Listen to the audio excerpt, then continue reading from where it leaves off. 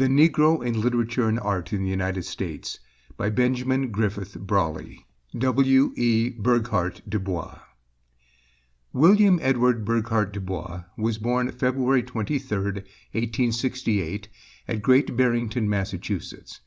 He received the degree of Bachelor of Arts at Fisk University in 1888, the same degree at Harvard in 1890, that of Master of Arts at Harvard in 1891, and after a season of study at the University of Berlin, received also the degree of Doctor of Philosophy at Harvard in 1895, his thesis being his exhaustive study, Suppression of the Slave Trade. Dr. Du Bois taught for a brief period at Wilberforce University, and was also for a time an assistant and fellow in sociology at the University of Pennsylvania, producing in 1899 his study, The Philadelphia Negro.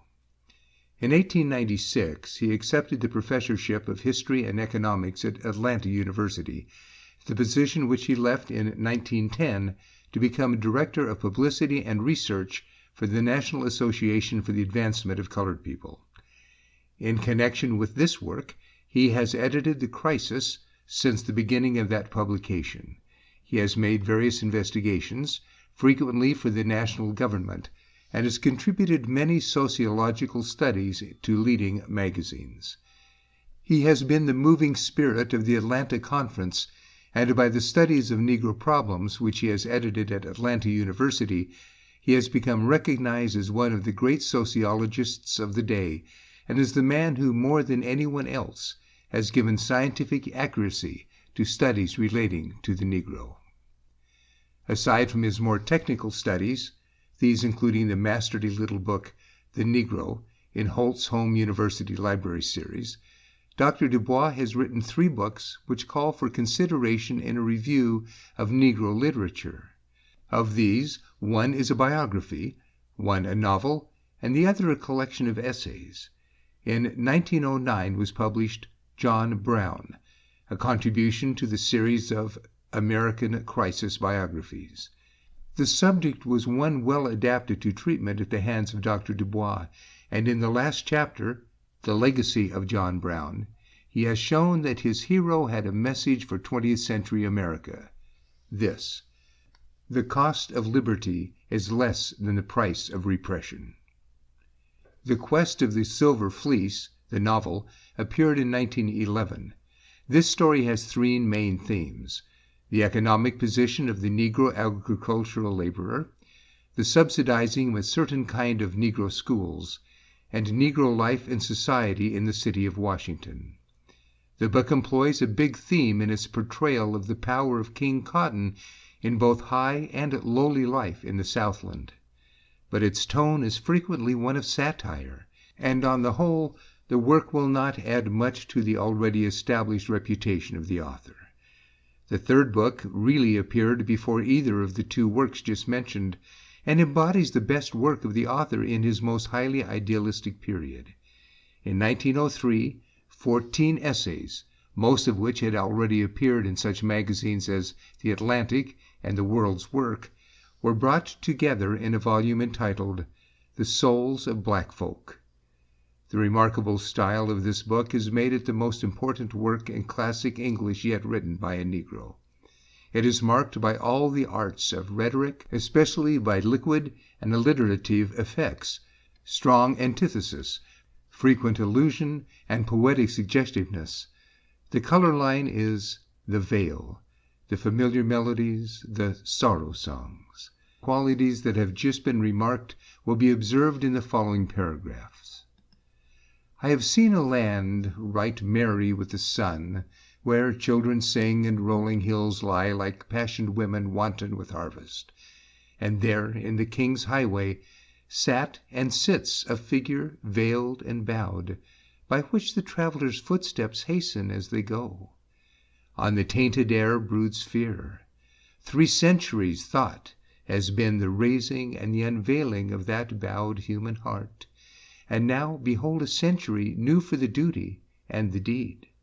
The problem of the 20th century is the problem of the color line. My journey was done, and behind me lay hill and dale, and life and death. How shall man measure progress there, where the dark-faced Josie lies? How many heartfuls of sorrow shall balance a bushel of wheat? How hard a thing is life to the lowly, and yet how human and real! And all this life and love and strife and failure, is it the twilight of nightfall, or the flush of some faint dawning day? Thus, sadly musing, I rode to Nashville in the Jim Crow car. I sit with Shakespeare, and he winces not. Across the color line I move arm in arm with Balzac and Dumas, where smiling men and welcoming women glide in gilded halls. From out the caves of evening that swing between the strong-limbed earth and the tracery of the stars, I summon Aristotle and Aurelius and what soul I will, and they all come graciously with no scorn nor condescension. So, wed with truth, I dwell above the veil.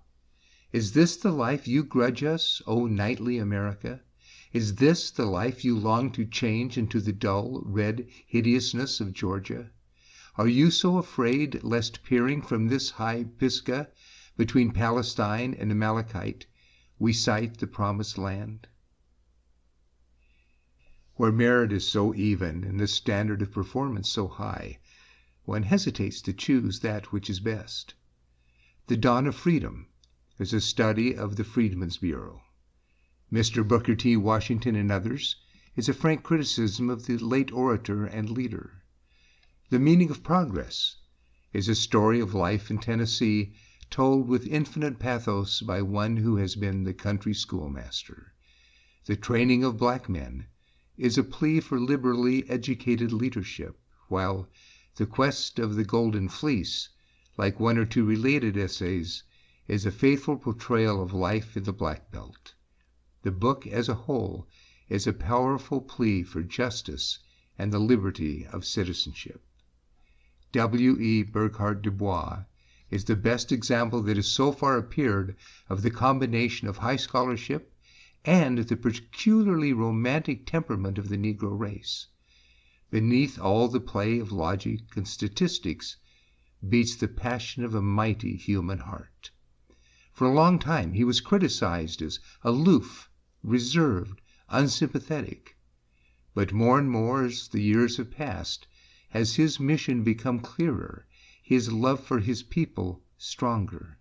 Forced by the pressure of circumstance, gradually has he been led from the congenial retreat of the scholar into the arena of social struggle. But for 2 decades he has remained an outstanding interpreter of the spiritual life of his people.